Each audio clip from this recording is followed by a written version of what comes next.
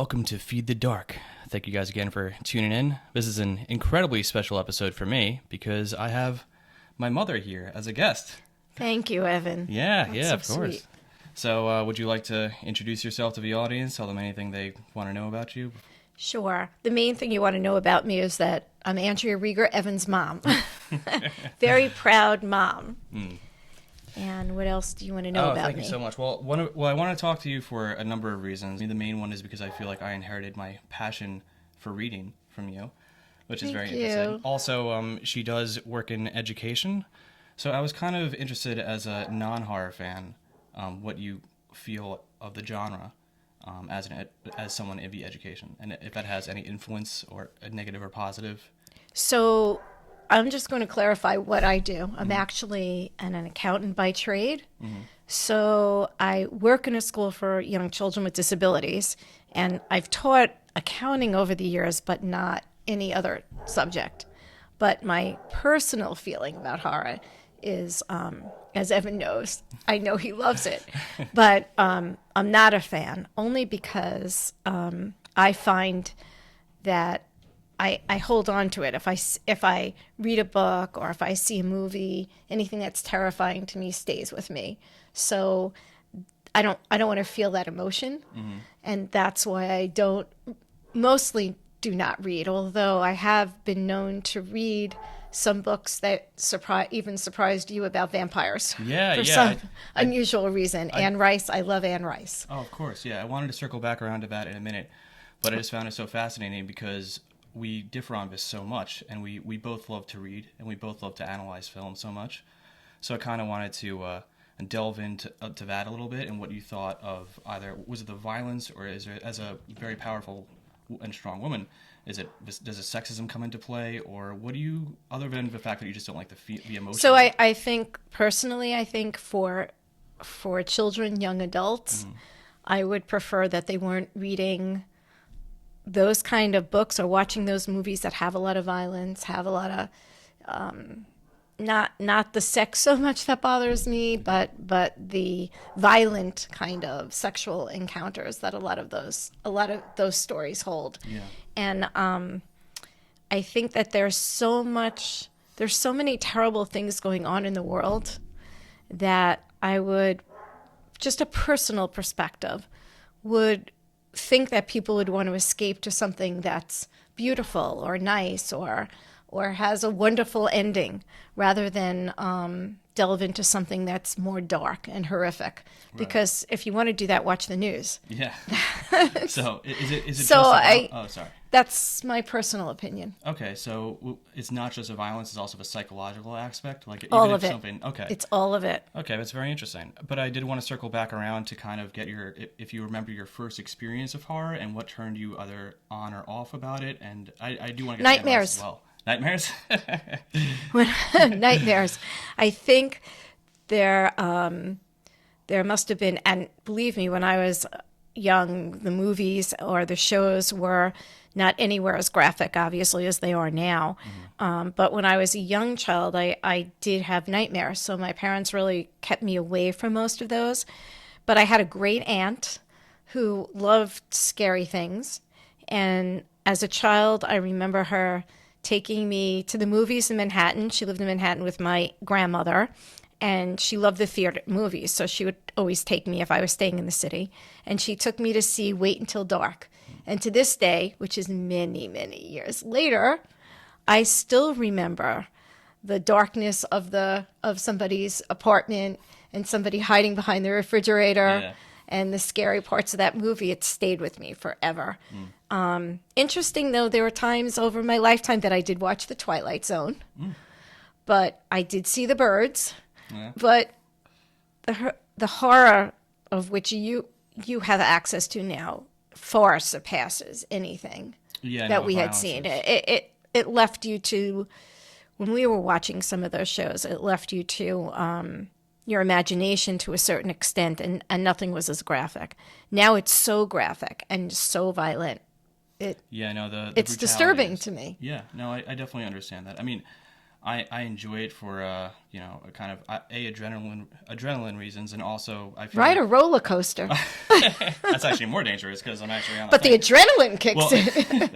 that's part of it, but also, I mean, I love the atmosphere, and I feel like horror kind of touches on certain subject matters that even like darker dramas don't really touch on, at least as frequently or in depth in the same way. But I did kind of want to circle back around real fast because I touched upon the fact that you're obviously a very strong woman, and I asked this a little bit before, but I just had a conversation with Sean a little bit about the movie Halloween. And just to recap real fast, a lot of critics during that time were bashing it for being sexist, how they were killing women. And there were many prominent feminist writers who actually disagreed and said, no, it empowered women because usually the last person surviving was the final girl in all these films. And they were the one who took power. And I kind of land more on that. I think for the most part it's empowering. Obviously, there's a lot of sexism from a lot of worse films, or there's excessive nudity, and I don't agree with that. But I kind of wanted to get your interpretation on if you think the genre, if those claims hold true to sexism, or if you think it's more empowering. So I guess I never thought about it in terms of sexism or empowering. Yeah. I've never taken it from that perspective. I've always been so stuck on another part of that, Yeah. but just the violence part, generally speaking, that I never considered it. I'm assuming, and I'm jumping because I don't watch those movies, that I would venture to guess that there is a lot of sexism in those movies because very often it's, especially in the more violent sexual type movies, it's the men that are more dominant Yeah. and the woman who is just like what Grey, that movie with Grey's something where he was abusing women sexually, but somebody falls in love with him and then agrees Oh, to do right. that. Yeah, I yeah. forgot what that's called. So, do I think that was definitely not empowering on the female side? For sure. Yeah. So, if I'm looking at that and I'm taking that as a small example of what those other movies, Halloween or other movies, could be like, then yes, I would probably have to agree that there's something biased in those movies. That's fair. And yeah, of course, that was a generalized question because it depends on the film, it depends on the book, but Right. some people have overarching opinions on that. I've But never even thought of that side when I'm considering those movies. I've just been stuck on the fact that I think they're very violent, very graphic. And I think you touched on the fact that there is certain adrenaline that you like to kick in because of it. And I would argue that you can kick in that adrenaline without being so graphic and so and like so mean. and so mean Yeah. No, and so mean. I think that there's a lot of things that my generation has done wrong. Believe me, world's not in a great place, and I blame us on it. So I'm not. But when the movies did exist, or the what we would call horror, or the Twilight Zone, or movies like that, they weren't graphic, but it would get your adrenaline growing because you could imagine. But it wasn't as descriptive and so cruel. It's cruel. And there's so much cruelty in this world that if you think that's what gets people's adrenaline, they could delve into Google and look at what's going on in not only our country, but in other countries in the world. There's so much cruelty. You don't need a movie to depict that. that's fair. I should clarify that there's a whole subgenre that I actually very strongly dislike. It's called torture porn. It's like a string of films that came out in the 2000s, and it's just kind of one upping with torture. I actually don't like movies like that because I mean I like some very violent films, but the reasons are not due to that. It's due to a plethora of other things. I have to say that generally speaking, Evan is a very gentle Oh, soul. yeah, no, I'm yeah. It's a no, in very real gentle life. soul. Of So course, yeah. Thank you. I appreciate that. But part of the reason I asked you that was because I noticed that one of the authors that stuck to you so strongly was, or maybe the only author in the genre is Anne Rice. So, and that is obviously it's a female author, and I mean Mary Shelley is another prominent. maybe I'm female author, biased but in my own way. She's a female author, and so I jump right in. Yeah, no, I was just wondering if there was, if anything tied into that, or if there was another reason why that stuck to you so much. Because I'm curious why that sticks out among. It's really interesting, and I have not, and I guess I don't have a really good answer to that. I've never been interested in reading anyone else. I found fascinating about her first book, Yeah. and then I started reading again, and I suppose I don't have a really good answer, but I think that honestly, her book wasn't violent. It wasn't terribly violent. There was some, Yeah, I don't know, there maybe. was some eating humans and Eating some humans. Well, some stuff. humans, I think, should. That's fair. That's definitely fair. I was gonna talk to Dad more about this, and we're splicing this together, so you're gonna see this in the same episode.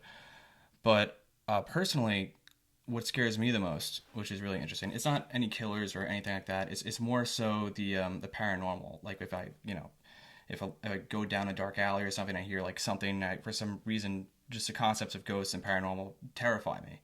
And we'll get into this more when I speak to my dad. But we had a conversation last week when he had a total opposite opinion, and he kind of went into a whole a speech about how he finds the graveyard peaceful, and he never understood the fear of the dead, because if you're why would your loved ones hurt you? And we've experienced some loss in our family, and I kind of wanted to get your take on that, and if Sure. Well, I think that before the tragic losses in our family, right. I didn't necessarily believe that there was anything. And so I think I was more frightened by it, oh, Living Dead, or what was Night that? of the Living Dead? Night of the Living Yeah. Dead. I actually went to the theater with my friends and saw that. You'd be surprised.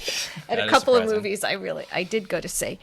But subsequent to the losses, especially one, I don't fear it. I feel similar in that respect to Dad, is that I don't feel it, and I don't feel afraid. In fact, I crave that I crave the message from them, or I Yeah. crave the attachment, so that I'm not afraid of it anymore. I want it badly. That makes sense. I mean, logically, I totally understand where you're coming from. I don't even know why it frightens me so much, but there's just something about, I don't know, maybe it's because we live in a relatively safe neighborhood, has something to do with it, but just random creaks and stuff, that freaks me out more than anything. And Well, that random kind of creaks. translates into like books and stuff and movies. When I see, like, I don't know, ghosts or something of that nature, for some reason, I'd have to analyze that more about It's myself. very interesting because I don't want to think that's genetic, but when I was young, random creaks, or I grew up and I had a dog, and if I was in the house alone, that really is probably what started my nightmares. Is my mom? I was the youngest of three. My mom needed to go back to work when I was in elementary school, so I was coming home alone, which really kind of freaked me out. And I did have a dog, and any noise in the house or anything really freaked me out. And if I thought the dog probably heard noises like our dog does outside, Yeah, yeah. but if the dog popped up, then I really freaked out, because then I assumed something must be creaking in the house. So Yeah, that scares me now too, actually. So Really? I think I inherited that. it definitely as must well be as my genetic. love I'm for sorry, literature, but you know what? By the time you reach my age, it will pass. Okay.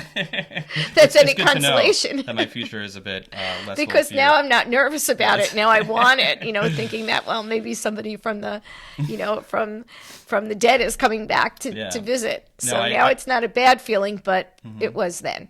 Okay, so I mean, like, I obviously, because we differ on our interests, I like it while watching a movie, but as soon as the movie's over, and that's a different kind of like, I don't like that kind of fear. Yeah, well, it's, so that's why I could never, now getting personal, but could never sleep without the blanket over me. And I basically was almost covered my head I see almost the all the nightlight time. on all the time. Yeah, I definitely, because I just felt I needed to be under my cover and covered totally.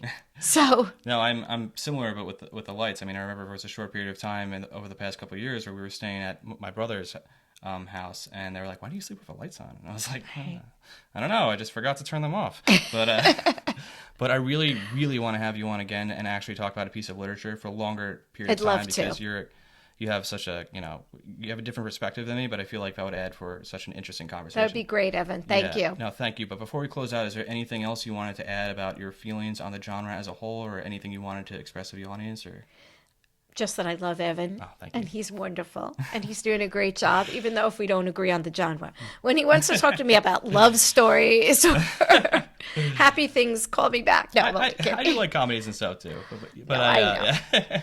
No, but I'm Thank you. not when I pick out something for us to read. I'll consult you first. Great. That would be I'm great. not gonna give her anything too brutal I because will read. Thank you, Evan. thank you again.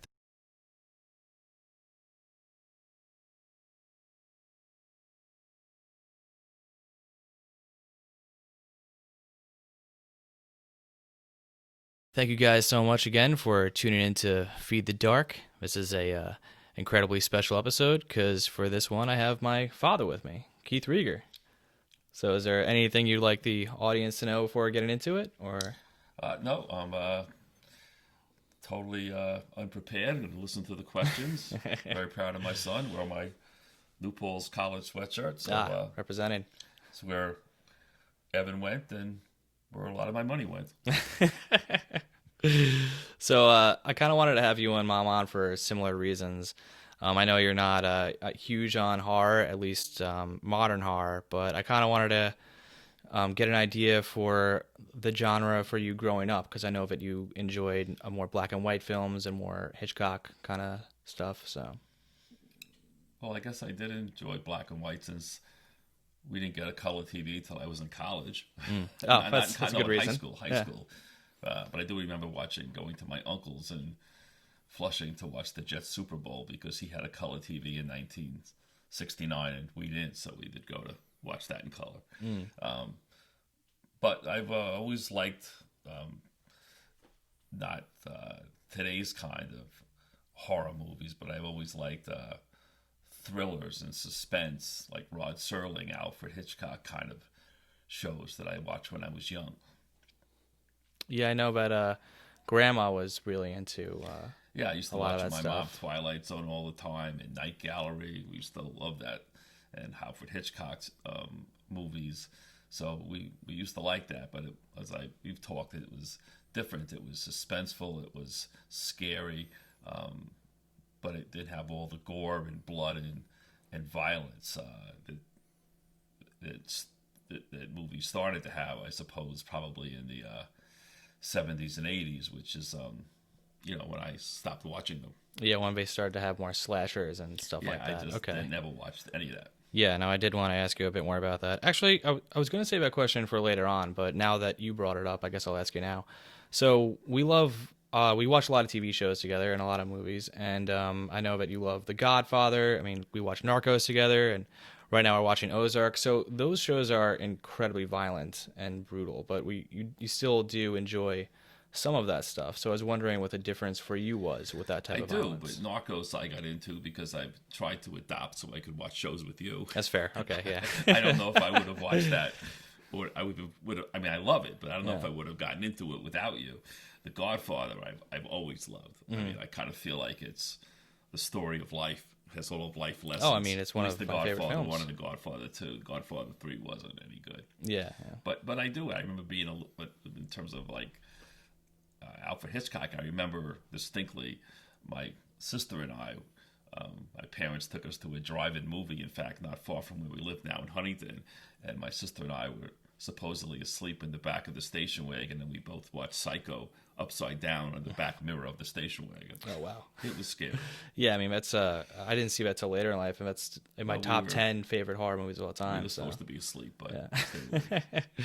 I also did want to ask you about Silence of the Lambs, because that is, I mean, it's more psychological, but it has some violence in it. But I know that's one of the few that's after the '60s that you like. So well, I purposely never saw it, and then I watched it with you, Evan, when we talked about it, and I decided to take a chance because it was nothing like what I thought. I just thought it was going to be one of these gory movies, but it was more psychological, and it was it was frightening. But I just thought it was such a great movie. So I like the frightening and the suspense kind of movies. I just don't like chainsaws and slashing and blood and knives that it's become. But I don't like that really in any movie. I just think that you can present drama and fear and all kinds of human emotions without being so graphic. and I think part of the being graphic kind of is almost like an excuse not to be as good of a movie, because it takes, I think, more talent and more imagination to make a movie without all the graphic violence that is shown. And I think life in society is violent enough. We don't need to have that for everybody to watch, especially young people to watch. I just don't see that as being a good influence, and I don't think it's necessary. I think most of it's gratuitous. So That's my do you think that has opinion of an older person. So do you think that has an effect on real life violence as well, or at least some sort of... I don't think we know, but I don't think it helps. And I think, like, your generation grew up with violent video games and violent movies, and my generation, not that we haven't been violent in real life, but we didn't grow up so much with that. We grew up more playing without the blood and the gore. But I just don't see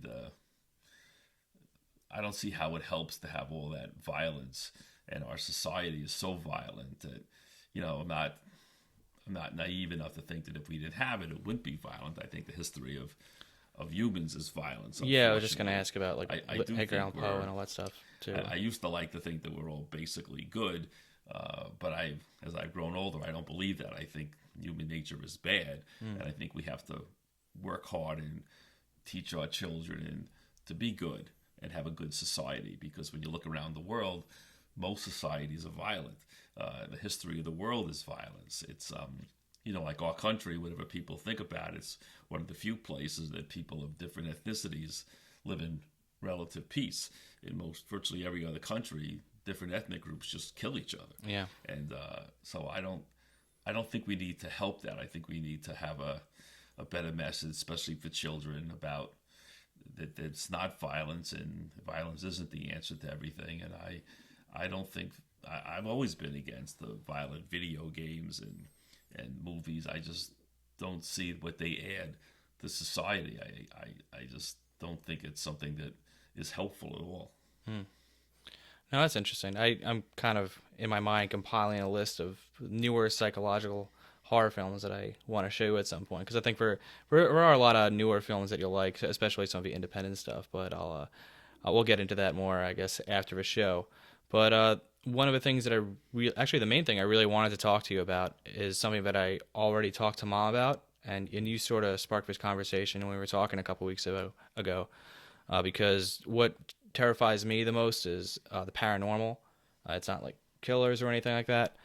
And we had a conversation because we have had some loss in our family, and you were discussing, or you were talking about how you found peace while visiting the cemetery, and you never really could comprehend the entire concept that, like, why would anyone be afraid of the dead? And, especially if it's a loved one coming back, why would that be something to fear? So I wanted to get your opinion. I wanted you to delve a little bit deeper on air about that.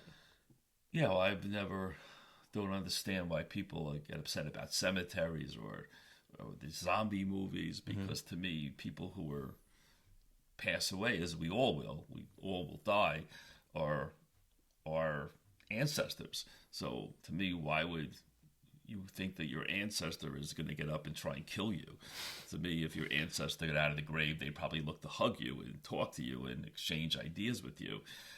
So to me, I don't understand why everybody's preoccupied with death and the violence of people after death. To me, I go to the cemetery and I have a folding chair in my backyard, my back of my car, and I sit there, and I can sit there for a long time. It's like being in a park, and I can think, and I think we're all going to die. All of our heritages, all of our ancestors, generations die.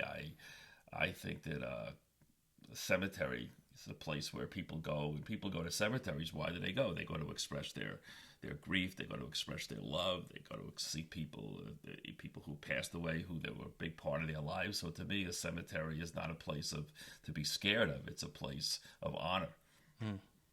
Yeah, no, intellectually I'm right there with you, but for whatever reason, those kinds of ghosts and the concept of all that still kind of creeps me out. So if death and all that doesn't scare you, what does get under your skin? I know you mentioned before of the psychological stuff, but what about that? If it's not the death aspect, or if it's not well, death doesn't scare me, but right, in terms of like getting under my skin, in terms of being scared, or in terms of being nervous. Yeah, in terms of being scared, or in terms of well, I think the suspense is what gets me nervous, not knowing what's going to happen. So when I watch a movie where I'm scared because I don't know what's going to happen next, it's not taking somebody with a chainsaw, because that's, to me, doesn't involve the imagination. To me, I'm more frightened by my imagination of thinking what's going to happen next, how is this going to turn out, what's around the corner when somebody's going there, who's going to pop up.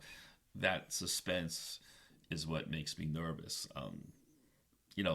Again, I'm probably old-fashioned, but the gore, it just, to me, turns me off. And I think, there's enough mass shootings and things of that nature that we don't need to, to me, even if it's only 1% of people who watch it, that's a lot of people who can act out badly. And I just don't think it's, it's almost, I know it's not the same thing, but it's, I've said to you where, the NRA will say, well, guns don't kill people, people do. And I believe guns are not a good thing. I certainly understand people who live in rural areas and hunting. It's very different than our way of life, but I understand it. But it's only a very small percentage of people who commit violence, who have guns.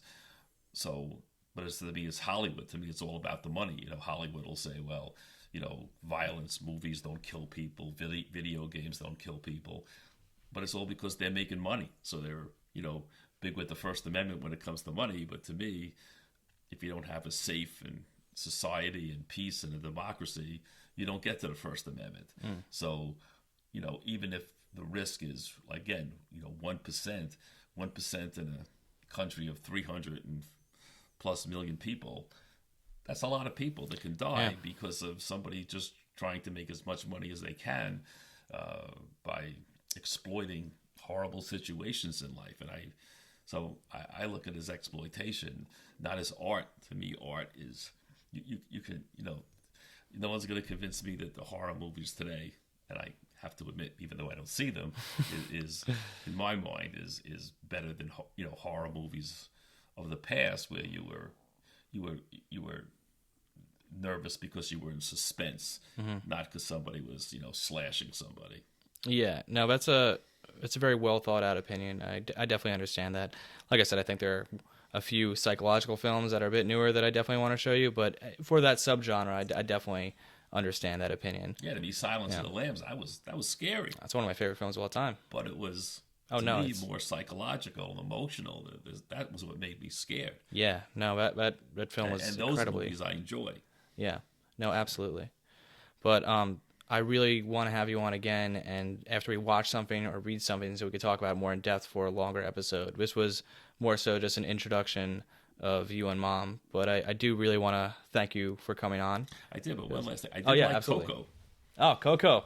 That actually I ties into this. I watched Coco, and I didn't know what it was about, but I wanted to watch it. And my sister-in-law, who lives in California, was over at the time, and of course California has a big Latin American population, and I didn't know until she told me that the celebration of the death and going to cemeteries is really a big holiday in Mexico. And I never knew that. And I thought, boy, that's great. That's the way people should look at cemeteries and death, by basically going and honoring their ancestors at a cemetery and celebrating their lives, not by being afraid of them. No, it's a much healthier way, yeah. All my years, I didn't know that there was such a holiday, and I was so happy and impressed that, I don't know if it's all of Latin America, because she was talking about Mexico, because that's what I think Coco is Mexico, and I thought it was great to have a holiday like that. I wish we had something like that here. Yeah, I can't remember off the top of my head, but I know other cultures have a similar perspective on death. It's probably Latin American. I'm sure it's not just Mexico. I'm sure it's Latin America, or maybe South America. I just don't know. But I thought that was like, what a great holiday. I really wish we had something like that where we, and I do want you to know, Evan, that when I'm dead, I want you to come visit me. And, oh no, I will. And I want you to have a holiday for me and come over there and hang out with me. Yeah. So no, I fully expect that, and I will be watching. Well, thank you for that. Now that I know, I'll come every day. Yeah. Okay. Yeah, have that in my will. It's going to be a contingency provision for your inheritance. You must have I think 3 or 4 visits a year. No, but now you brought that up, I actually kind of forgot about that. But it's really interesting because it does kind of make me analyze or reflect, sorry, on how strange it is that we kind of, when we have an image of a cemetery, it's always like, there's lightning and there's rain, and it's very creepy. Even when it's not in horror films, even in just general media, I feel like they kind of, I think that's build our it up. culture, that's our society. But if I go to the cemetery, where do I go? I visit my parents, my grandfather's in the cemetery, same one I always go to. I visit my in-laws, plus I visit my daughter. I go visit people who I've all loved and were a big part of my life. So when I go to the cemetery, like I said, I have a chair, I take it out, I sit, I try and reflect, because it's very hard to think at home or at work. And to me, if you look around, you're in this big giant park with virtually nobody there but yourself. I can't think of a better place to sit and reflect and think than that. And again, to me, it's sad, but it also gives you time to think, and you're thinking about good times in your life and people who you loved. I don't go there, and I can't imagine going there and thinking about zombies. I just can't imagine it. I go, and I think everybody, if they think about it, when they do go to a cemetery, they're going to visit people they love. So what's scary about that? Yeah. That's great. No, yeah, I definitely, I'm kind of leaning more on your side now after hearing you delve deeper into that a little bit more. So it's very interesting. But yeah, once again, thank you so much for coming on. I'm looking forward to the next time. Yeah, I'm really looking forward to a longer episode where we go deeper into either we'll have to pick out a story to read, or maybe either a newer psychological film, or we could even go back and watch one of the older ones. Yeah, not to belabor the point, but I loved, when I was younger, reading Edgar Allan Poe. Oh, I love Poe. He's my favorite author. Okay, yeah. But this not a movie. It's not graphic, but some of the movies. I remember was the Cask of Amontillado, when breaking the guy in. Yeah. I mean, what's more scary? And that's all your imagination. Mm-hmm. Or the Pen and the Nobody's Pendulum. got a knife. Nobody's got a chainsaw. But the thought of that, to me, that is frightening. Oh, he's brilliant. He's my personal favorite author. So, but see, that's the kind of horror, if you want to call it horror, that I enjoy. Yeah. No, I'm really excited to get deeper into that, and we'll definitely focus on something more psychological for next time. But thank you guys so much for tuning in to Feed the Dark. You could find me on YouTube, Spotify, Libsyn, and Apple Music. Thank you. Okay, that's it. Just a quick intro. No, it was a lot. I had a lot more to say than I thought I would. Oh yeah, no, you did great. Once I started going, it was a lot of these things came to mind. No, I'm glad you.